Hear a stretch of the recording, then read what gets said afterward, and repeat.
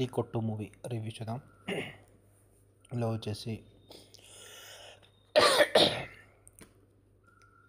ధనుష్ స్టార్టింగ్లో ఒక కంపెనీలో సీఈఓగా పనిచేస్తుంటాడు. అది వచ్చేసి దుబాయ్లో ఉంటుంది.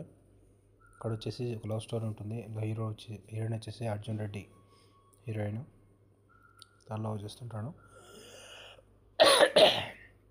అక్కడ వచ్చేసి వాళ్ళ మ్యారేజ్ ఫిక్స్ అవుతుంది. ఇప్పుడు వచ్చేసి హీరోకి వాళ్ళ పేరెంట్స్ వచ్చేసి ఇడ్లీ కొట్టు నడుపుతుంటారు ఒక పల్లెటూరులో, విజయనగరం అని చెప్పి. అయితే ఇడ్లీ కొట్టు వాళ్ళకి సెంటిమెంట్ అవుతుంది.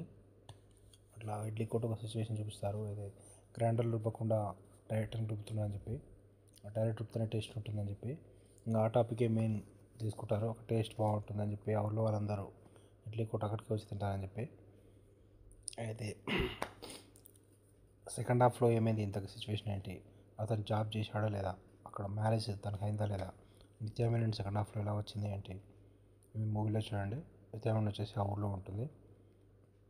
సెకండ్ హాఫ్లో తను జాబ్ లేచి ఇడ్లీ కొట్టు ఎందుకు పెట్టాడు, తను ఊళ్ళోకి వచ్చినప్పుడు వాళ్ళు వచ్చేసి వీళ్ళ మీద, వాళ్ళు యూఎస్ నుంచి దుబాయ్ నుంచి పల్లెటూరుకి వచ్చినప్పుడు స్టోరీ ఎలా అయింది, ఏమైంది,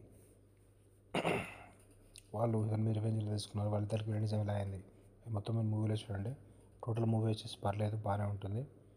మూవీకి రేటింగ్స్ వచ్చేసి 3/5 ఇవ్వచ్చు.